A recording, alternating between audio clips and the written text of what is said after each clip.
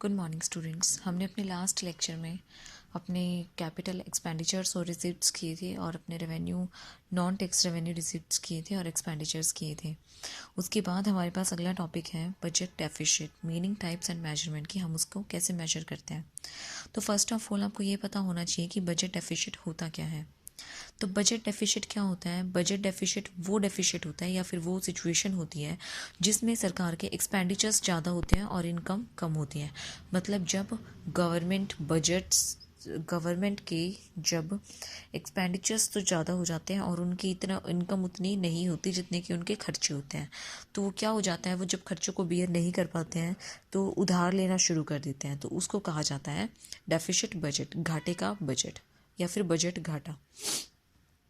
इसमें 3 टाइप के होते हैं ये बजट घाटे आपके। First revenue deficit, second fiscal deficit, third primary deficit.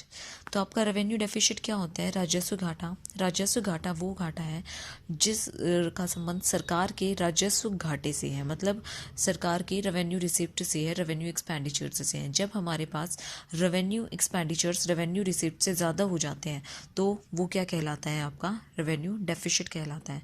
जब राजस्व प्राप्तियों से राजस्व व्यय ज़्यादा हो जाते हैं तो वह राजस्व घाटा कहलाता है। ठीक है, इसमें इसकी आपके सिग्निफिकेंस क्या दे रखे हैं? इसमें सिग्निफिकेंस दे रखे हैं कि राजस्व व्यय जो है वो रेकरिंग नेचर का होता है। मतलब ये है कि इसमें प्रशासन, रख रखाव वगैरह इन सब से जो रेकरिंग नेचर के एक्सपेंडिचर्स होते हैं वो सारे आते हैं। तो कई बार वो ज़्यादा भी हो जाता है और कई बार वो कम भी हो जाता है, जिससे कि क्या होना पड़ता है, जब वो ज़्यादा करना पड़ता है, ज़्यादा हो जाता है तो सरकार को क्या लेना पड़ता है? उधार लेना पड़ता है और उसको विनिवेश करना पड़ता है। जो भी निवेश कर रखा है उसको विनिवेश, मतलब वो इन्वेस्टमेंट से डिसइन्वेस्टमेंट करनी पड़ती है, जिससे कि जब वो उधार लेते हैं तो उसकी जो लाइबिलिटी है वो बढ़ जाती है और उससे उनकी एसेट्स जो है वो कम हो जाती हैं। तो इससे जो हमारी संपूर्ण अर्थव्यवस्था जो है वो असंतुलित हो जाती है। ठीक है, सेकंड आता है आपका फिस्कल डेफिसिट। फिस्कल डेफिसिट क्या होता है? जिसमें आपके टोटल एक्सपेंडिचर्स, जिसमें आपके जो टोटल एक्सपेंडिचर्स हैं वो सारे के सारे आपकी रिसिप्ट से वो ज़्यादा हो जाते हैं। कौन सी रिसिप्ट से? कैपिटल और रेवेन्यू दोनों रिसिप्ट से, और अदर देन बोरोइंग से भी ज़्यादा हो जाते हैं तो वो आपके क्या होते हैं? फिस्कल डेफिसिट्स होते हैं। ठीक है, फिस्कल डेफिसिट्स में अब इसके सिग्निफिकेंस क्या क्या है? फर्स्ट आता है आपका कॉजेज इन्फ्लेशन। इसके कारण क्या क्या होता है? इन्फ्लेशन बढ़ जाता है। जब आपके फिस्कल डेफिसिट बढ़ेंगे तो गवर्नमेंट उसको कहाँ से बियर करेगी?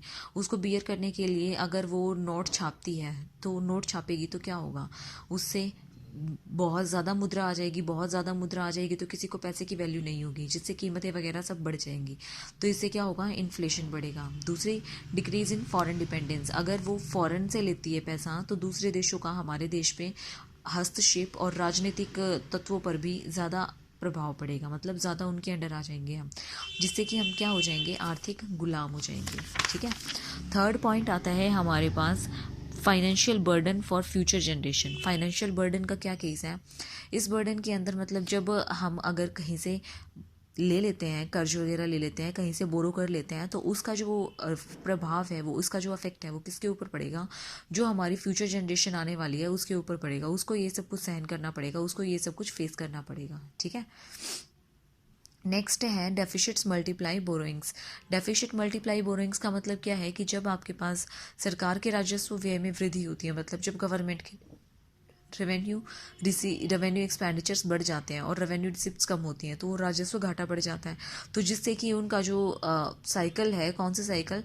जो बैड साइकिल है या फिर जो दुष्चक्र है वो स्टार्ट हो जाता है, जिससे कि उन्हें अधिक ऋण लेने पड़ते हैं और जिसके कारण घाटा अधिक बढ़ जाता है। ठीक है, नेक्स्ट आता है हमारे पास प्राइमरी डेफिसिट। प्राइमरी डेफिसिट क्या होता है? जो हमारे फिस्कल डेफिसिट का और हमारे जो हम ब्याज का भुगतान करते हैं, ब्याज का भुगतान को क्या कहते हैं? इंटरेस्ट की जो पेमेंट करते हैं हम, उसका जो डिफरेंस होता है वो आपका क्या होता है? प्राथमिक घाटा होता है, प्राइमरी डेफिसिट होता है। ठीक है, इसमें क्या होता है? इसमें सरकार की टोटल जितने भी उन्होंने बोरोइंग्स होती हैं उसके ऊपर जितना भी वो ब्याज शामिल होता है वो सब कुछ इसमें शो होता है। ठीक है स्टूडेंट्स, तो ये थे आपके टाइप्स। अब आते हैं मेजर्स टू कंटेन डिफरेंट डेफिशिट्स कैसे मेजर, उसको कैसे मेजर्स क्या होंगे उसके, इस घाटे को कैसे दूर किया जा सकता है, उसको कैसे, उसको दूर करने के लिए क्या क्या उपाय अपनाते हैं हम। तो जब हमारे पास एक्सपेंडिचर्स ज़्यादा हो जाते हैं और रिसिप्ट्स कम होते हैं तो हम डिफरेंट डिफरेंट टाइप्स के हमारे पास मेजर्स दे रखे हैं, वो हम यूज़ करते हैं। फर्स्ट है लोअरिंग गवर्नमेंट एक्सपेंडिचर्स। जो भी खर्चे होते हैं उस खर्चों को गवर्नमेंट अगर कंट्रोल करे, जहाँ पे आप गवर्नमेंट क्या होती है, जहाँ पे 100 रुपये लगाने हैं वहाँ पे कई बार वो 200 लगाती है, 1000 लगाती है, तो उसकी जगह जहाँ पे 100 लगाने हैं उसको कंट्रोल करके वो थोड़ा थोड़ा ऐसी जगहों से कंट्रोल करे जहाँ पे उसके खर्चे बहुत ज़्यादा अबंडेंट में हो रहे हैं। तो वहाँ से अगर वो कंट्रोल करेगी तो गवर्नमेंट के एक्सपेंडिचर्स कम हो जाएंगे, जिससे गवर्नमेंट का जो घाटा है वो कम हो जाएगा। दूसरा, रेजिंग गवर्नमेंट रिसीट्स। जो गवर्नमेंट की रिसीट्स हैं लाइक टैक्सेशन है, डिसइन्वेस्टमेंट है, उसको वो क्या करे, उसको बढ़ाए। मतलब जो टैक्स है, टैक्स अगर वो ज़्यादा करेगी, टैक्स मतलब ये है कि जो हमारे निर्धन और जो धनी है उनको समान रूप से पड़ता है, लेकिन जो धनी लोग हैं अगर उनके ऊपर ज़्यादा लगाया जाए, 2% का भाग भी मतलब उन पर ज़्यादा लगाया जाए, या फिर ये है कि उनके एक पर्टिकुलर एरिया के अंडर वो आ जाएं, पर्टिकुलर क्लास के अंदर वो आ जाएं और फिर उस क्लास पे पर्टिकुलर ज़्यादा लगाया जाए, तो जिससे कि टैक्सेशन ज़्यादा हो गया और उनके ऊपर अफेक्ट भी नहीं आएगा और गवर्नमेंट की रिसिप्ट्स भी क्या हो जाएंगी, इंक्रीज़ हो जाएंगी। ठीक है। दूसरा है डिसइन्वेस्टमेंट। डिसइन्वेस्टमेंट का मतलब क्या है कि जो सरकार है जो अपने शेयर्स वगैरह छोड़ती है तो वो निजीकरण की प्रक्रिया में आ जाती है, तो जिससे कि क्या होता है, सरकारी जो भार होता है वो कम करने की प्रक्रिया वो स्टार्ट कर देती है। तो ये बहुत मुश्किल होता है। जब वो डिसइन्वेस्ट करेगी तो क्या होगा, फिर उससे आपकी गवर्नमेंट की जो रिसीट्स हैं वो इंक्रीज़ हो जाएंगी। ठीक है। तो balanced and unbalanced budget. Balanced budget क्या होता है, जिसमें आय और व्यय दोनों बराबर होते हैं, जिसमें गवर्नमेंट की रिसीट्स और गवर्नमेंट की एक्सपेंडिचर्स दोनों इक्वल होती हैं, वो होता है आपका संतुलित बजट। ठीक है। इसमें संतुलित बजट के क्या लाभ होते हैं, इसमें स्थिरता बनी रहती है और ज़्यादा से ज़्यादा खर्च नहीं किया जाता, मतलब ज़रूरत से ज़्यादा खर्चा नहीं किया जाता, नॉर्मल ही यूज़ किए जाते हैं। दूसरी चीज़ आती है अनबैलेंस्ड बजट। अनबैलेंस्ड बजट क्या होता है, जिसमें आपके खर्चे या फिर आय दोनों बराबर नहीं होते, कोई भी ज़्यादा हो जाता है।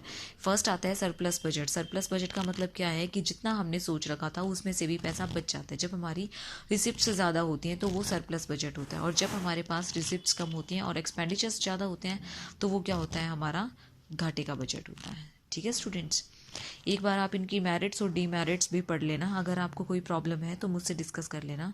आज ये चैप्टर आपका कंप्लीट हो गया और इस चैप्टर से आपका 4 मार्क्स का क्वेश्चन पक्का आता है स्टूडेंट्स। कल से हम अपना 14th चैप्टर शुरू करेंगे। अगर कोई प्रॉब्लम है तो मुझसे पूछ लेना। Thank you.